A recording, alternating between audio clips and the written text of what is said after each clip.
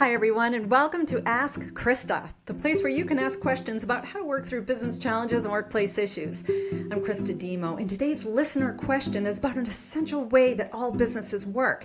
And yet it's a question I'm not sure I've ever been asked before. Here it is. What is outsourcing, and should all businesses do it? As always, I'm going to point out that this is what we call a double-barrel question, which means there are two separate questions put together in one, and that's okay. I'm going to answer them both. Here's the truth. And this might seem odd considering what most people think of when they hear the word outsourcing. All businesses outsource, and all businesses should outsource. Now, hear me out, because the practice of outsourcing has gotten a bad rap in the last 40 years. I'm not here to judge one way or another why those decisions were made or how they were made or whether they were the right decisions or not. But I included this question as episode 5 of 6 in the Business Basics series because no matter what kind of business you have, you will outsource different parts of your business processes at some point and for good reason.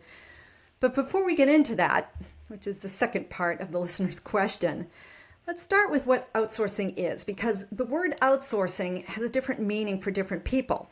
But you'll see that as I talk about what outsourcing is, you'll begin to understand why all businesses should do it. Now, for those who started working or perhaps in mid-career in the 90s, you may hear the word outsourcing or outsourced and think about millions of jobs that were sent overseas, where similar or same jobs were done at a much lower cost, especially with the globalization of businesses coinciding with the acceleration of technology, more sophisticated telecommunications infrastructure that supported global call centers, and of course, the rise of the internet, which not only enabled broader connectivity, but also enabled a closer connection directly with customers. But for others, the term outsourcing is an everyday word that simply means a company is given a certain amount of and type of work to outside resources so the company can focus on their core operations, their core competencies, or what they do best. For example, if you have a niche consumer goods products, say biologically based cosmetics, your core competency is in the development, formulation, and production of your product in a compliant way so it meets or exceeds quality standards. And remember, you're a niche product.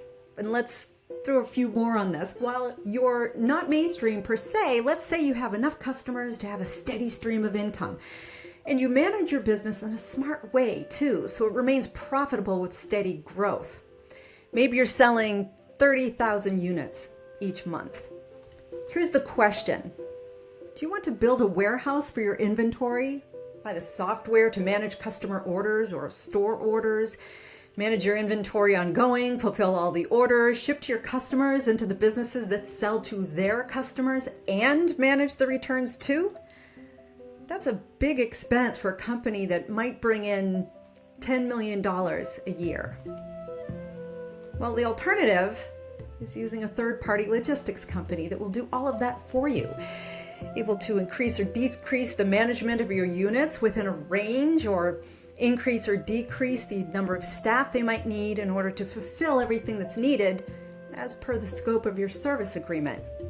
You stick to your core competencies, your core operations, and you pay someone else, an outside resource, to manage your inventory, the shipping, and the returns. You are outsourcing that part of supply chain and logistics to another company that provides that as their core competency so that you can focus on what you do best. So there's the what of outsourcing and the why. Here's another what and why. There are times when there's a very important function in your business, but you don't need it full time. You need a depth and skill at the right and very specific times throughout the year, but it's a situational need.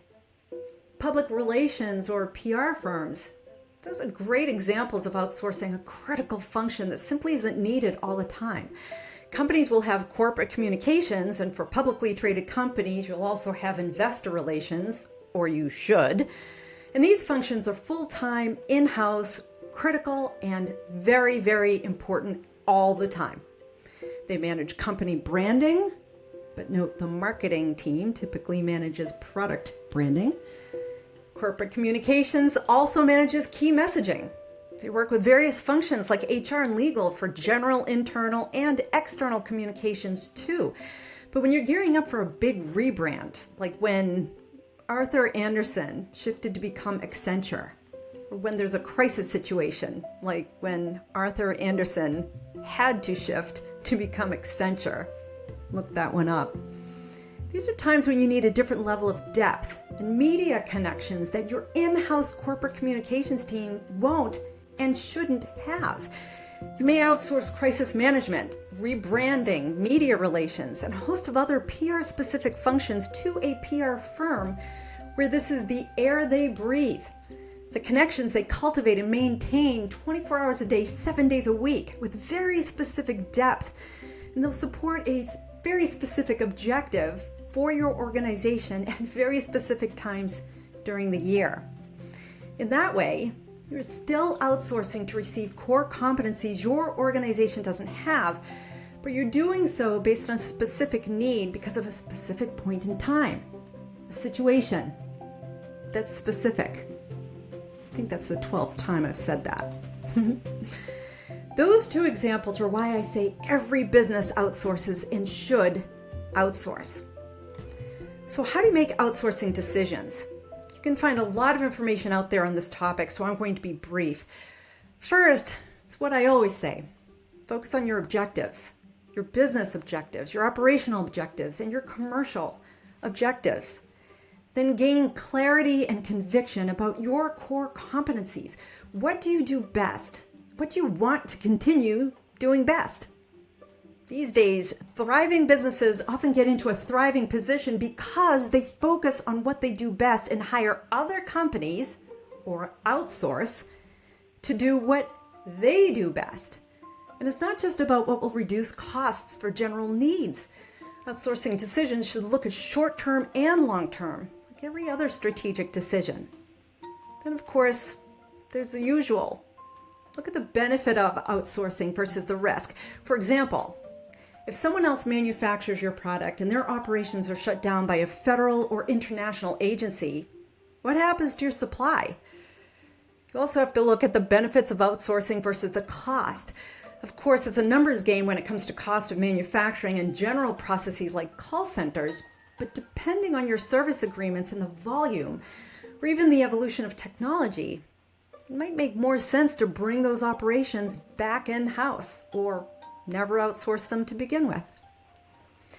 For your resources, I've included Booyah, forgive me for any mispronunciation, et al.'s 2018 white paper from McKinsey called The Risks and Rewards of Outsourcing. So you can get a fairly broad understanding of outsourcing, and that's overall. It's a wonderful white paper, and it's going to produce and provide for you a lot of perspective. But I also included Fulfill Right's What is a 3PL, Third-Party Logistics Explained Simply and Clearly video. It's from June 2024, and what I like about it is how focused it is, as well as how it demonstrates how 3PL, or third-party logistics, has become a primary way for various businesses to outsource their e-commerce inventory management and distribution. It's perhaps the best example of outsourcing that I think many can relate to, especially if you're wondering if every business should do it. Of course, is the second part of the listener question for this episode. But it's also a fantastic way to understand a key foundation to any business selling a physical product. And this is one of the aspects of a product-based business that typically deters people from starting up product-based businesses. Where will I store my inventory? How will I manage my inventory? How will I ship out the orders? How will I manage returns? These days, that can all be outsourced. To round out the examples, I also included an article from Entrepreneur called What You Need to Know About Doing Your Own PR versus Handing Over the Reins. It's written by Kristen Shea, edited by Kara McIntyre, and was published in April 2023. It's a thorough article that not only offers perspective about the PR function in general, but It also talks more about some of what I mentioned in this episode while differing in a few areas that I've mentioned. Remember, I care about offering resources that help you learn more, not necessarily the ones that are fully aligned to my own training and experience. Okay, there it is. 30 episodes. This is number 30. Amazing. Thank you for your support. Keep the questions coming. Just go to my show's website, askchrista.com. That's Christa with a CH, where you'll see my latest episode on the front page in both video and audio. And I record the audio version separately and specifically for those who prefer the audio production style, which happens to be one of my favorites when I'm listening to shows like this. I like the audios. You'll see the Submit a Question tab where you can submit your question. And while you're there, sign up for my weekly Sunday night newsletter called More Answers, where I send out a booster for our community. It can set you up for the work week. Once again, thank you. And remember, if you have a business challenge or workplace issue, ask Christa.